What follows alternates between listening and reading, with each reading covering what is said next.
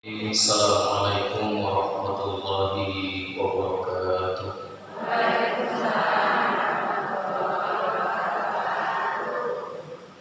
Innal hamdalillah wa syukurillah la haula wa la quwwata illa billah. Nahmaduhu wa nasta'inuhu wa nastaghfiruhu wa na'udzu billahi min shururi anfusina wa min sayyiati a'malina. Man yahdihillahu fala mudilla lahu wa man yudlil fala hadiya lahu. Asyhadu an la ilaha illallah wahdahu la syarika lahu wa asyhadu anna Muhammadan 'abduhu wa rasuluhu alladzi la nabiyya wa rasula ba'dahu. Allahumma shalli wa sallim ala nabiyyina Muhammadin wa ala alihi wa sahbihi wa sallim wa ba'du.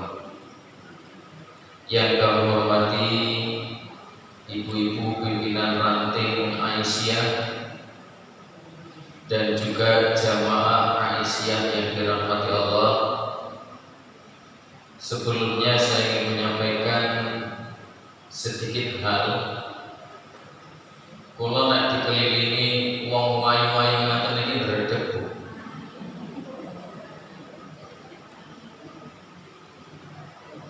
Terus mulai turun dari kendaraan jalan ke sini, bayu kok gak dewe. Ibu yang dirahmati Allah, rasa syukur yang tak terhingga kita panjatkan kehadiran Allah Subhanahu wa taala atas segala nikmat yang telah kita dapatkan, nikmat yang kita hirup setiap harinya. Di antaranya adalah kita bisa melaksanakan ibadah sholat dengan gerakan yang sempurna. Kalaupun ada di antara kita mbok bilih di saat melaksanakan sholat nun sewu dengkul pun boten saged diajak kerjasama dengan baik. Nggih. Diajak sujud dengkule mak celepit. Pun wonten nggih Bu nggih. Ibu nggih. Ada juga dengkul sing tasih saged diajak kerjasama. Artinya untuk diajak sholat dengan gerakan sempurna masih sehat. Apakah kita dengan sehat itu sudah bersyukur kepada Allah? Saya kira semuanya sudah melaksanakannya. Baik syukur secara lisan, mengucapkan kalimat hamdalah, syukur dengan hati, dan syukur dengan amal.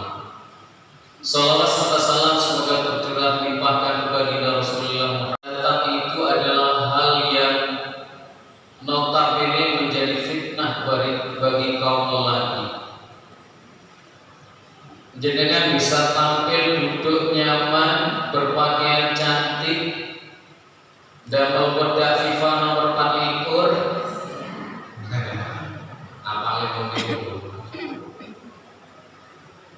Itu karena hadirnya Islam di tengah-tengah umat manusia.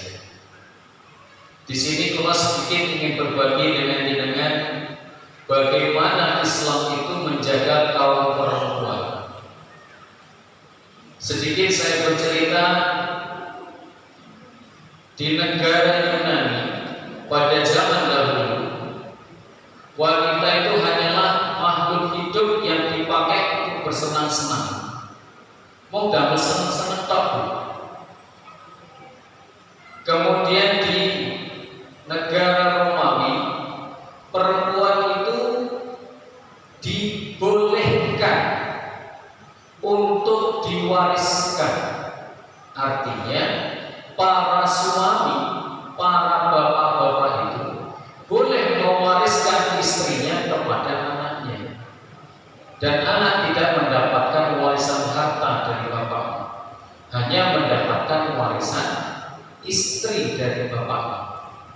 Loh, ternyata di zaman itu wanita tidak ada harganya. Kemudian di negara Arab sebelum Islam datang, perempuan adalah aib bagi kaum laki-laki. Terdengar lahir istrinya melahirkan seorang anak atau bayi perempuan, langsung dipungut dan dikubur hidup. Bahkan ada beberapa kisah itu menyampaikan sampai anak itu bisa berjalan, tertawa dan minta sebagainya, baru dikubur hidup. Karena itu adalah sebuah fitnah. Tapi berbeda di saat Rasulullah hadir di tengah-tengah umat manusia dengan kondisi yang seperti itu. Itulah yang disebut dengan zaman jahiliyah.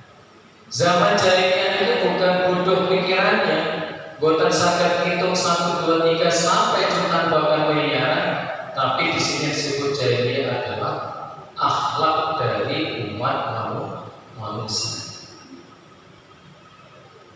Para itu ingkang dirahmati Allah, tegak itu. Perempuan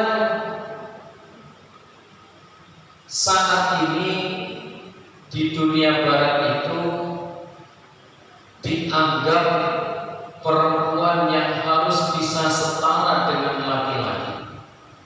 Dan orang-orang barat beranggapan, orang-orang barat itu sih terjadi. Kalau boleh tahu, orang barat itu adalah orang-orang yang berada di negara Eropa, Amerika dan sebagainya, dan bukan dari wilayah Asia.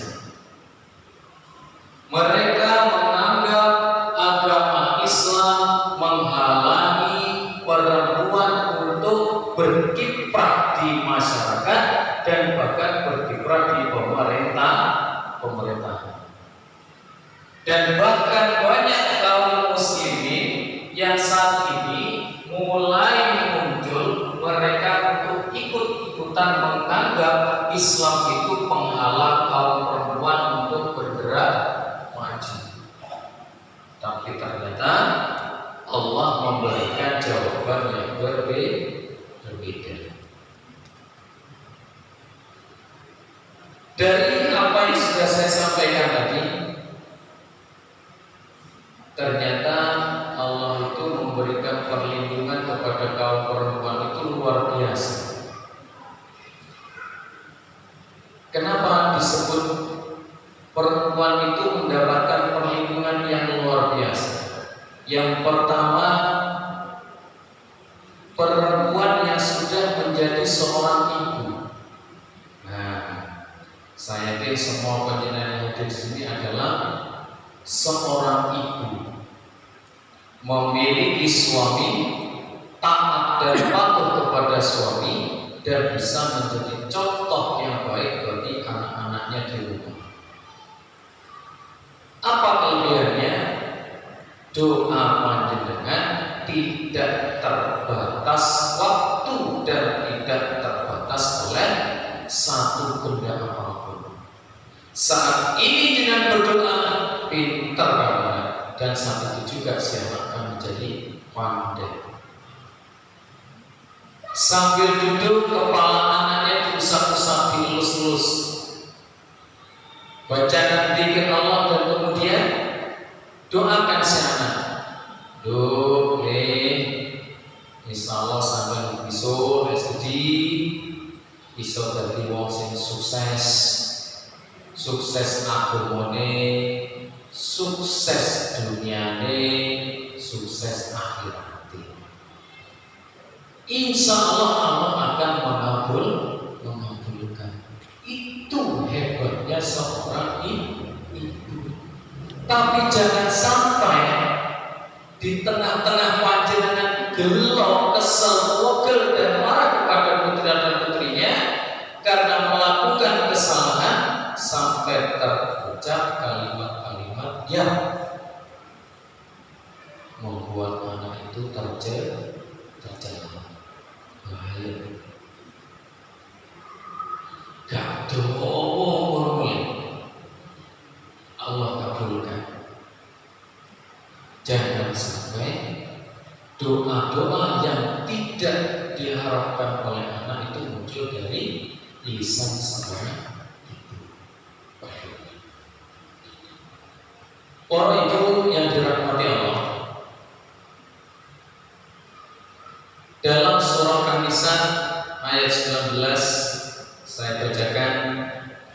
A'udzu billahi minasyaitonir rajim. Ya ayyuhalladzina amanu la yahillu lakum an taritsu nisaa karha wa la taqtuluhunna litadhhabu bi ba'di ma ittabi'uhunna illa ayyatina bi fahishatin mubayyinatin wa 'ashiruhunna bil ma'ruf fa in karihtumuhunna fa 'asa an takrahu shay'an wa ja'alallahu fihi khairan katsiran. Yang artinya, hai orang-orang yang beriman, tidak halal bagi kamu mempusakai wanita dengan jalan paksa. Kita kata mempusakai di sini memiliki makna itu menguasai sampai dengan sesuatu yang membuat laki-laki itu penuh mendapatkan hak terhadap perempuan. Kemudian dengan jalan paksa, maka sini satu perlindungan Allah kepada kaum perempuan. Tidak gampang seorang laki-laki memiliki hak terhadap perempuan, itu pun dengan perbuatan paksa. Itu yang pertama. Dan kemudian janganlah kamu memisahkan mereka karena hendak mengambil kembali sebagian dari apa yang telah kamu berikan kepadanya. Ayat ini berat bagi kaum laki-laki, terutama kaum suami. Nah, apa beratnya, Pak? Istri itu tidak boleh dibuat susah. Bu, nek teng kampung kula wonten bojone disio-sio omah, ora tau dibelanjani, diseweneni mau. Tapi kula yakin teng kantor boten enten. Boten enten nggih? Boten enten. Karena tiang kantor niku sedaya alhamdulillah open ibu-ibu. Nyatane wancine korban lembune tembus dosa ekor. Berarti kan makmur. Tapi di daerah saya itu ada yang sampai seperti itu. Dia buat susah istrinya, belum pernah dibahagiakan, bahkan tidak mampu mencukupi kebutuhan keluarga.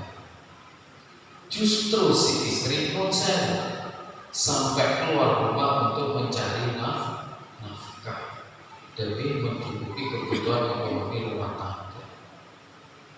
Nah, karena suaminya tidak penuh tanggung jawab. Nih, di dalam Islam Allah sudah melarang kaum suami untuk membuat susah istrinya. Tapi makin aku wasul tuh kita negeriyo, pun matur ibu, Pak mau cari Pak Imron, sampai orang yang dari susah aku. Sampai tidak percaya wacana surah An-Nisa ayat 19. Ini sekali Pak. Ibu ya, lama itu dituduh bapak-bapak itu. Tapi ini adalah dalil dan bukti bahwa Allah itu betul-betul menjaga kaum perempuan. Itu yang kedua, tidak boleh membuat susah. Kemudian apa kesusahan yang dimunculkan? Hendak mengambil apapun yang sudah diberikan kepada kaum perempuan. Dalam hal ini adalah istri. Nah, artinya apa yang sudah diberikan oleh bapak-bapak, para suami kepada panjenengan, itu bapak-bapak tidak punya hak untuk mengambil lagi barang-barang tersebut. Wes kowe mari tak wae sawah 5 hektar. Karena kamu wis gak patut, gak ana sembarangan wis tak cabut saiki. tidak semudah itu. Kemudian terkecuali bila mereka melakukan pekerjaan keji yang nyata. Gusti Allah itu mewanti-wanti kepada kaum ibu, kaum perempuan untuk tidak berbuat keji. Keji itu bahasa Arabe fahisyah, perbuatan yang tidak diinginkan. Dalam kategori bahasa adalah perbuatan jahat. Perbuatan jahat itu saya kira panjenengan sudah paham semuanya. Tapi minimal kita bisa menjadi ibu yang baik, bisa menjadi istri yang salihah, baik di internal keluarga maupun di luar rumah tangga, berbaik dengan tetangga. Enten tangine lembet dugi toko emas Bulu, wangsul gelai mak kerinci. Nah, ini yang beli itu bukannya pamer bu, saking bunganya ini nembe saged tumbas gelang emas saset itu isi dulu yang terpitu nabi dugi griya kerinci diangkat kerinci biasa yang maling tempe mancing goreng tempe biasa saat ini beda karena dalam gelang emas kerinci akhirnya tanggine sing rodok sengit pamer aku ya iso dibilang kowe ngono kuwi mung ora wayahe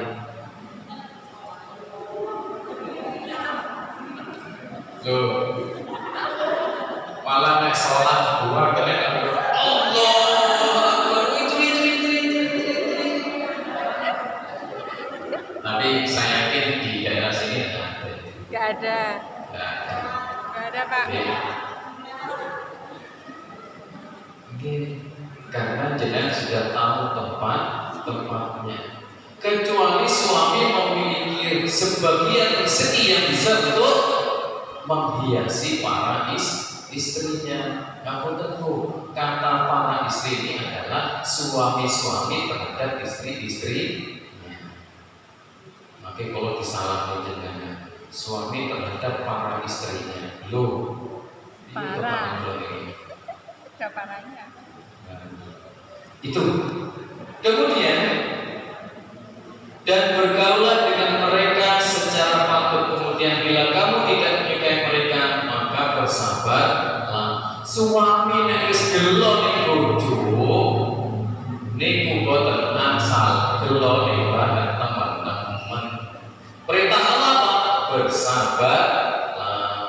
Pak, sampai nak kesu mau dari pengajian di mau wis sampai perbuatanku sampai sabar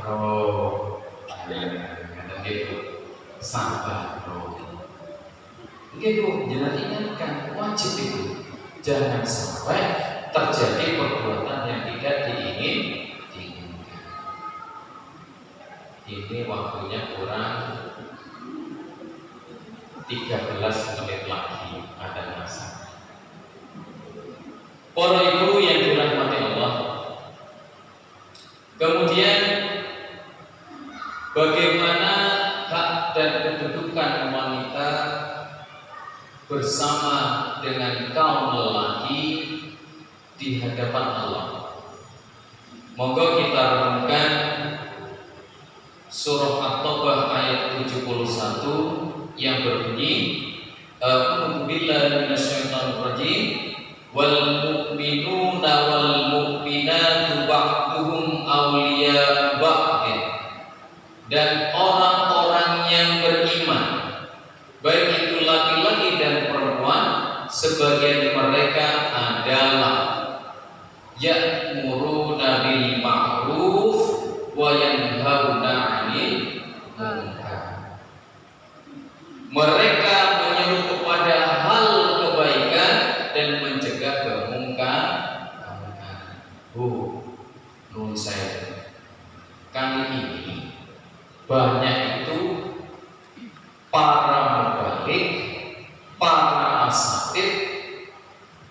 itu selalu menyerukan kebaikan, menyerukan apapun yang diperintahkan Allah, tapi sedikit sekali yang berani mencegah kemungkaran.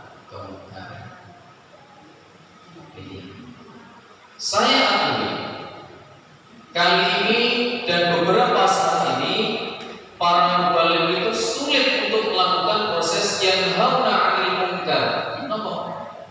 Khawatir ada sesuatu bermain di belakang. Maka dari mana keamanan itu bisa didapatkan agar perbuatan-perbuatan munkar itu bisa dicegah? Dari benteng rumah. Siapa benteng rumah? Adalah para kaum perempuan. Ternyata Allah memberikan kedudukan yang sama baik kaum laki-laki dan perempuan dalam mencegah kemungkaran dan menyerukan kepada hal kebaikan. Jadi salah anggapan jika agama Islam itu membatasi gerak kaum perempuan. Kalau sampai membatasi kaum perempuan, maka tidak ada istilahnya jamaah Aisyah. Mulai yang dibentuk dengan nama istilah jamaah Sopo Tresno sampai berubah menjadi Aisyah, yang mana Aisyah itu berkiblat kepada istri Rasulullah Aisyah radhiyallahu anha sebagai tolak ukur kita untuk berbuat baik, beribadah dan sebagainya. Maka kalau Islam menghalangi, Aisyah itu tidak akan ada. Dan yang terakhir, bagaimana Allah menyimpan dan kemudian Allah membungkus kaum perempuan. Kita renungkan lagi surah Al-Ahzab ayat 59 yang berbunyi, A'udzu billahi minasyaitonir rajim. Bismillahirrahmanirrahim. Ya ayyuhan nabiy qul li azwajika wa banatika wa nisa'il mu'minin. Ya. Terakhir adalah wa nisa'il mu'minin. Apa yang diperintahkan? Yudnina 'alaihinna min jalabihinna dzalika adna. Kemudian dilanjutkan ayyurafna fala yudina wa kana Allahu ghafurur rahim. Yang artinya ya ayyuhan nabi. Ayat ini turun kepada nabi kita. Hai nabi, qul li azwajika, katakanlah kepada istri-istrimu. Loh, kok nabi ini istri-istri ini kata apa? Kira-kira jenengan setuju tidak jika Nabi Muhammad itu istrinya banyak? Apa muni ini? Gak muni ya? Gak muni ya? Dua ketemu Nabi bojone oke. Alhamdulillah waktu masa sudah masuk. Baik, insya Allah kita lanjutkan nanti lagi kalau ada kesempatan waktu. Dan berikutnya saya tutup pada Allah ayat ajmain. Nasrun minallahi wa fathun qarib wa basyiril mu'minin. Wassalamualaikum warahmatullahi wabarakatuh.